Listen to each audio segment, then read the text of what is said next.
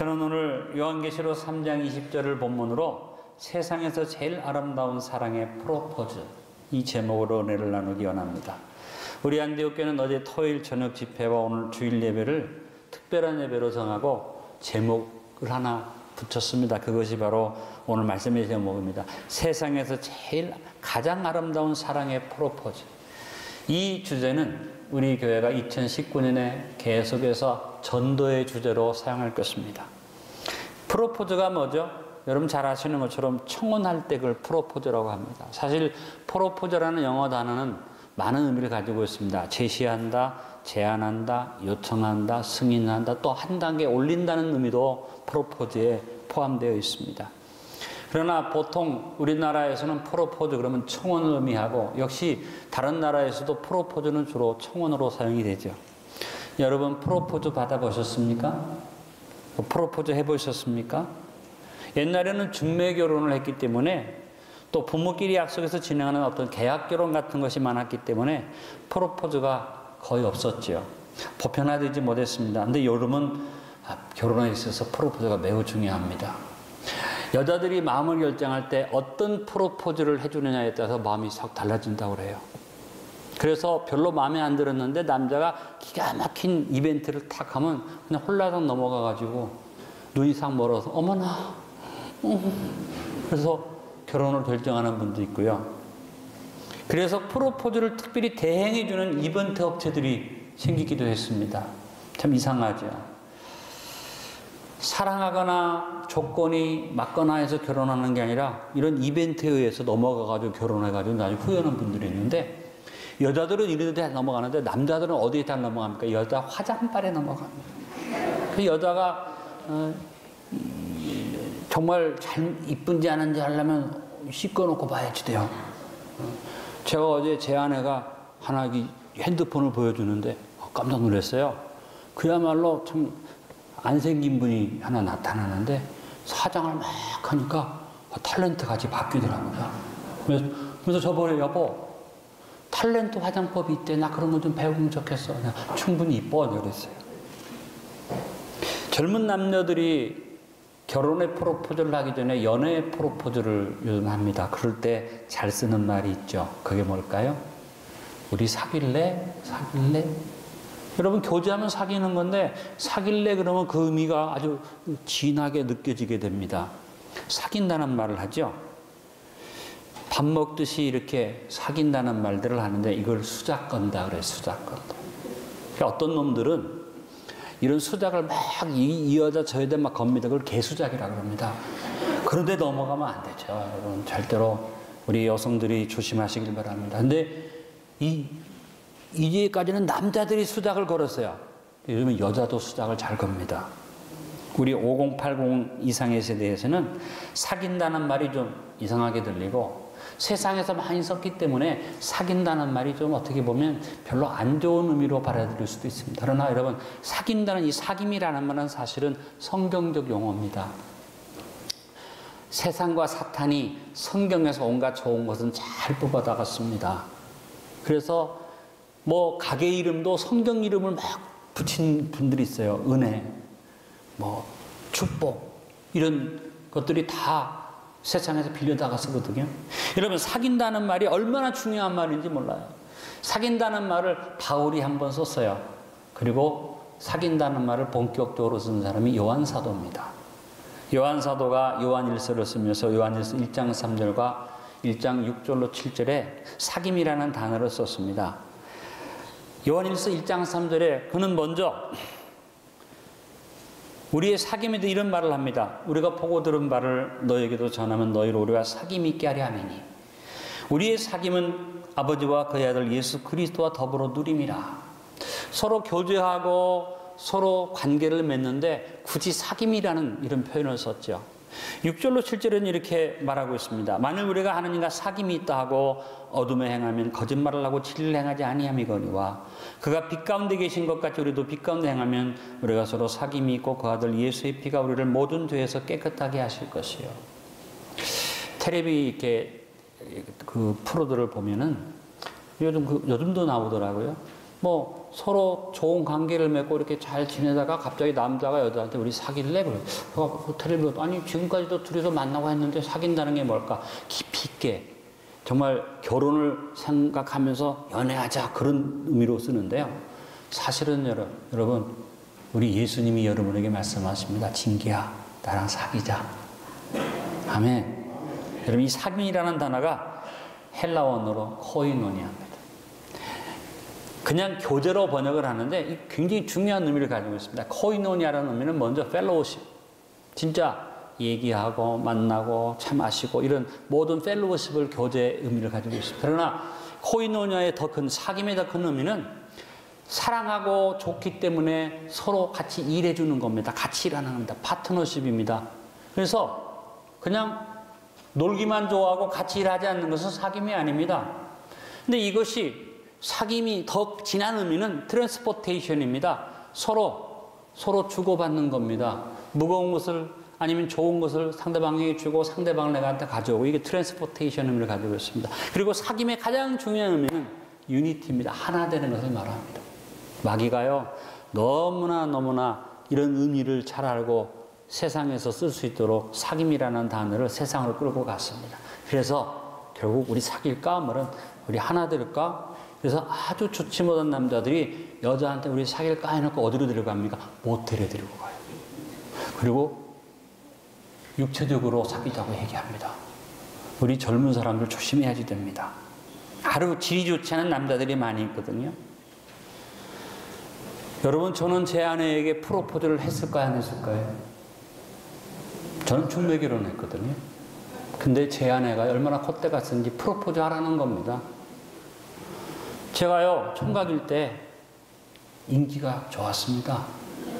아무도 안 믿으시네. 괜찮았어요 제가. 그런데 저한테 중매가 들어오는데 제 옆에 있는 목사님이 저보고 그래요. 아가씨가 있는데 결혼해라. 그래서 추천해 주는데 자존심이 상하는 겁니다. 왜? 너 이런 조건 같으면 너는 그냥 해야지 돼. 볼 것도 없어 결혼해. 기분 나쁘더라고요. 제가 그래도 존심이가 강한 사람인데 내가 싫다고 그랬어요. 왜? 무조건 소개해주면서 뭐 만나보라는 것도 아니고 사진을 보여주는 것도 아니고 너한테 아주 과분한 상대니까 결혼해라. 싫다고 그랬죠.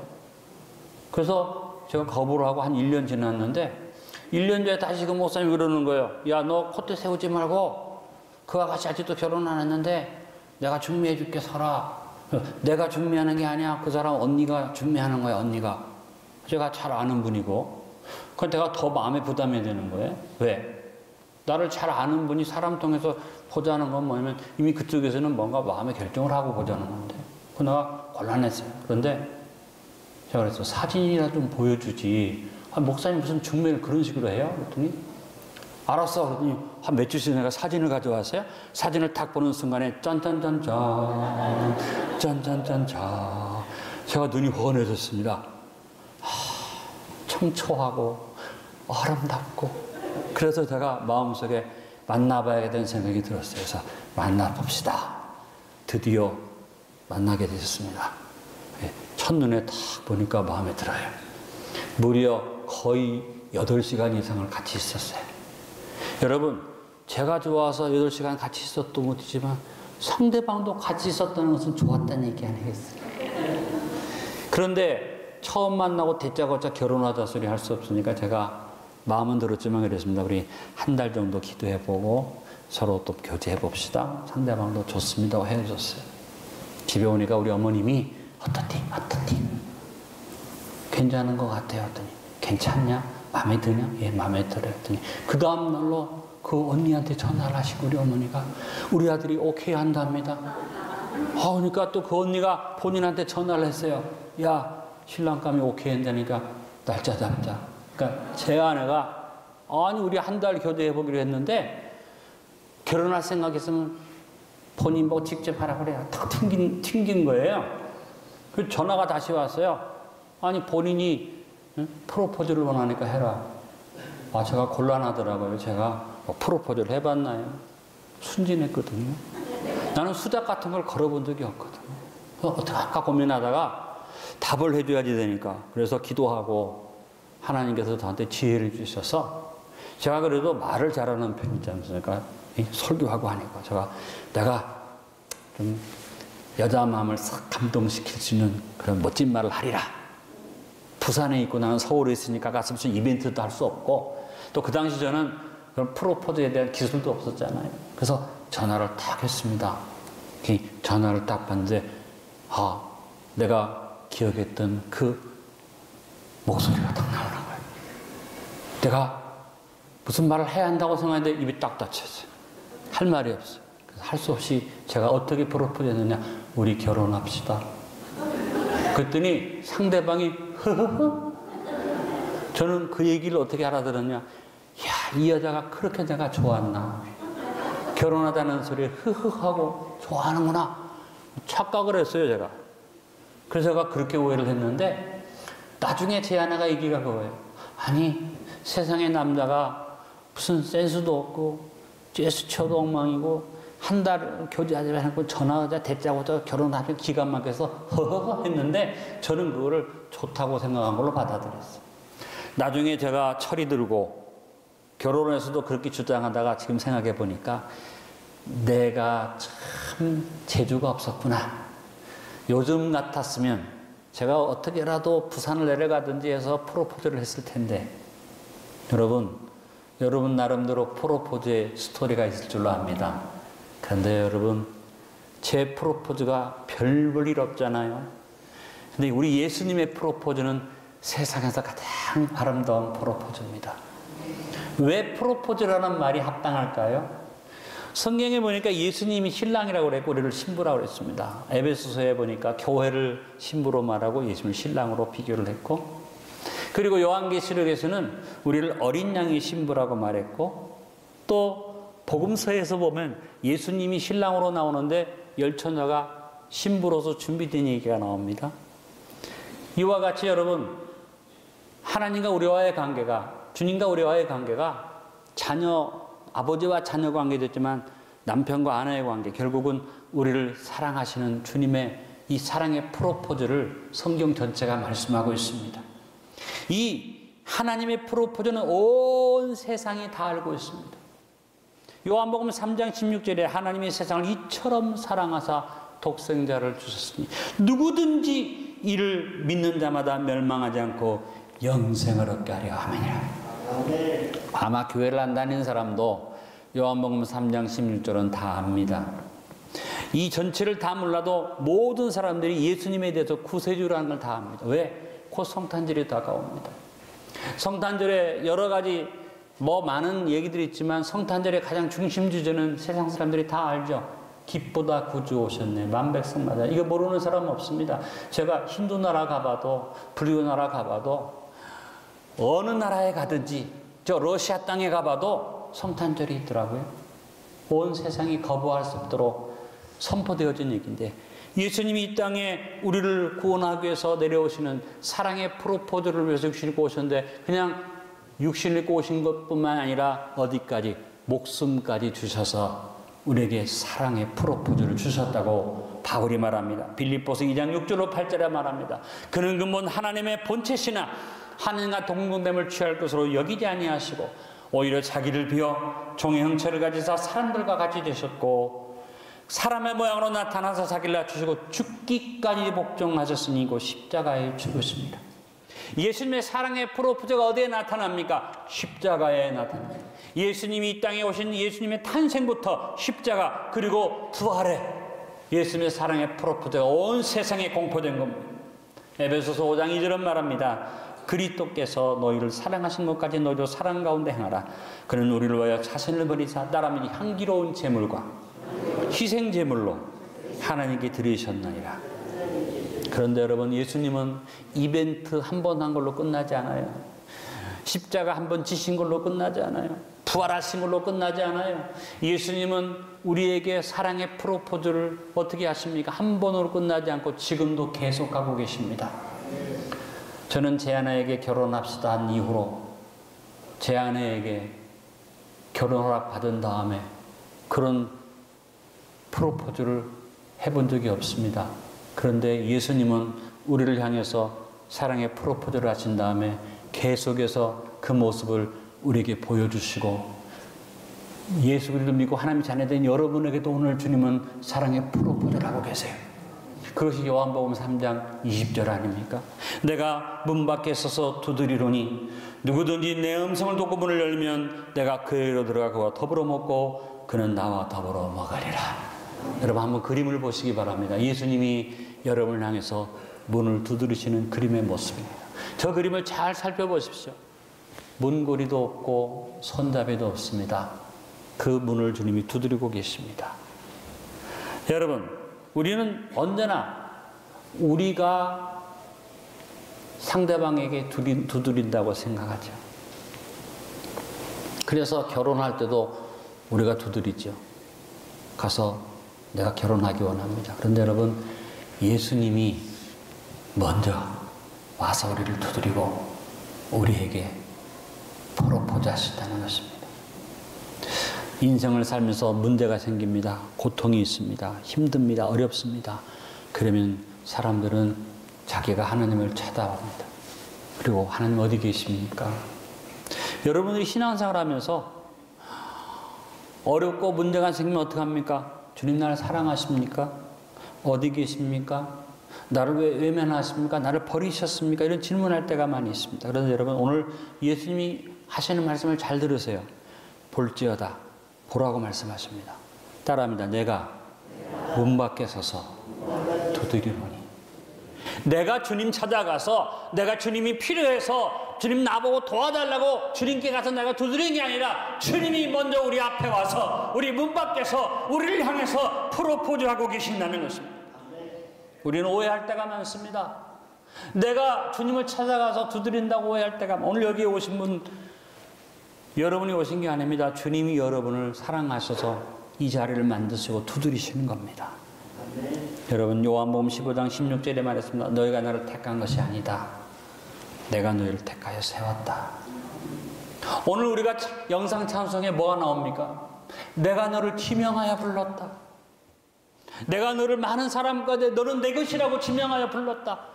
먼저 하나님이 먼저 예수님이 나한테 와서 그 내 삶의 문 밖에서 나에게 프로포즈를 하고 계시는 것입니다. 요한은 요한일서 4장 19절에 이렇게 말했습니다. 따라합니다. 우리가 사랑하면 그가 먼저 우리를 사랑하셨습니다. 오늘 우리가 부른 찬송 이번 오늘 예배의 찬송이 뭡니까? 주 예수 내가 알기 전 날 먼저 사랑해. 주님이 먼저 나를 사랑하시고 먼저 나를 기억하시고 먼저 나를 찾아오신 것이죠. 그런데 그것이 한 번으로 끝나지 않고 여러분 삶에서 계속되어진다는 겁니다. 주님은 항상 여러분을 돕기를 원하셔서 여러분 문 앞에서 여러분 기다리고 계십니다. 제가 제 아내가 필요해서 프로포즈를 했는데 그 다음부터는 제가 아내에게 가서 프로포즈하기보다는 상대방이 나한테 아내로서 뭘 해주기를 기다리는 그런 삶을 살아왔습니다. 그래서 싸우기도 하고 다투기도 하고 괜히 결혼했다는 후회도 했습니다. 나이가 들고 철이 들면서 이런 깨닫는 것은 뭐냐면 사랑이라는 건 그게 아니구나. 내가 이 사람한테 뭘 해줄까? 이것이 우선이구나. 조금 철이 드는 거죠. 여러분 사랑이 뭡니까? 진정으로 아름다운 사랑, 먼저 찾아가주는 사랑.